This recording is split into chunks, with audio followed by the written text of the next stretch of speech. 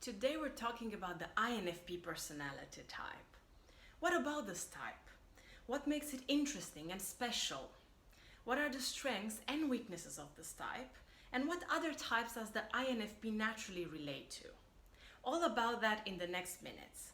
Please don't forget to like and subscribe, and let's dive in. Okay guys, so as we've discussed in the previous videos, the 4 letters that describe any personality type are not really the true way in which we can understand deeper traits. However, they can give us a glimpse into specific tendencies and characteristics. So in the case of the INFP personality, we've got I, which stands for introversion. This means that the INFP is more likely to draw energy from the inside world rather than the outside world. Then we have N, which stands for intuition. This means that in terms of processing information, INFPs are more likely to focus on abstract ideas, theories, concepts, and so on, rather than practical, pragmatic aspects. Then we have F, which stands for feeling. This means that in the decision-making process, an INFP will be found to prioritize more subjective aspects, so feelings and values and so on. And lastly, we have P, which stands for perceiving. This means that when it comes to organizing their world and working within a structure, the INFP prefers a system that is more flexible, more spontaneous, that allows them to explore and not settle for something very early on, rather than have a very strict and rigid environment with a lot of deadlines and very specific plans. Okay, so now let's dig deeper into the cognitive stack of the INFP personality. The dominant function is introverted feeling. Remember, we have talked about this function in videos like ENFP, ESFP, INTJ, ENTJ. Introverted feeling is basically the function that answers the question, what is important to me? What are my emotions? What are my values? What is going on subjectively in my inner world? And because this is the subjective dominant function of the INFP personality, it is very likely that we will find them making decisions primarily based on their own values, on their own moral code, on their ethics, on their emotions. They tend to be quite in tune with their inner world. They tend to be quite in tune with how they are feeling and what is important to them. And this is on the one hand a superpower, because they're very good at connecting with their inner worlds and they're very aware of what is going on inside of them. And someone even asked me on Instagram, can they pinpoint exactly every emotion? Well, of course, this depends on their level of development and growth and how much they have worked with themselves.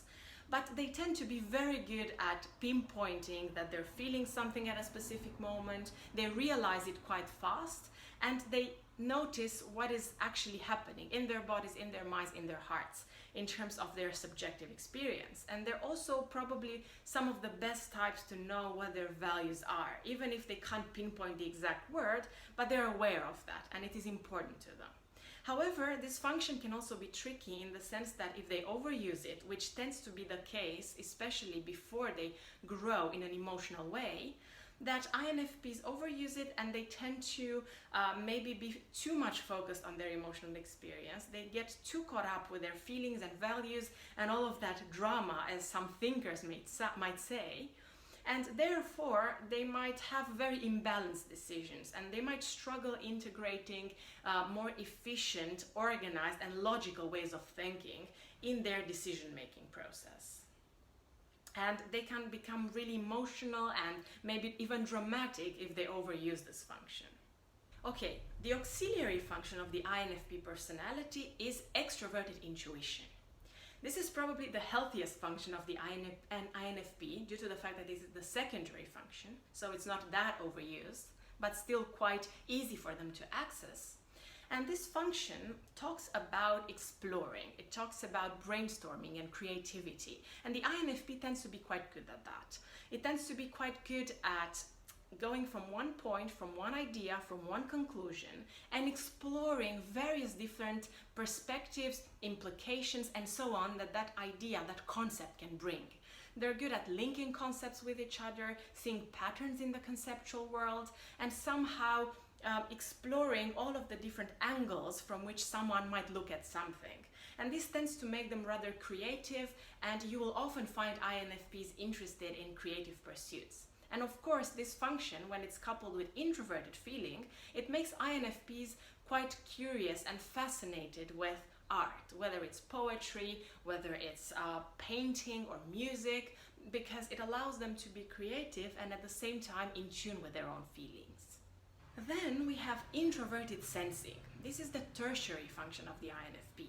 It's probably not a function that they access in the most natural way. However, it is there, and as they grow older, they get better and better at using it. Introverted sensing is about what has worked in the past, about things that we can take from our past experience, things that worked in the past, and implementing them in the real world right here, right now. It's a function that is good at stability, at balance, and it's also quite good at dealing with rules and traditions. Again, this is not the main core nature of the INFP, but they can be quite good at balancing out their intuitive process with this more sensorial, more practical approach to understanding life and relating to the various different experiences that they have. It is just important for them not to fall in the trap of overusing this function at the expense of extroverted intuition, because this might mean that they can become a little bit rigid. And this can happen later on in their lives, because the INFP might be like, I've been using intuition a lot, I've been focusing on all of these abstract ideas and theories, how about I become more practical now? How about I deal with life in a more practical way? And if they fall in the trap of just jumping into introverted sensing and not using extroverted intuition anymore, they can become rigid. And this is not something that suits them very well. So it is important for them to kind of balance the two out. Right, and lastly we have extraverted thinking. Extraverted thinking is all about efficiency. It's all about what works for other people. This is the inferior function of the INFP, so naturally they might not be very much in tune with it. And they might neglect it, and they might not like it very much, because it kind of goes against their dominant cognitive process.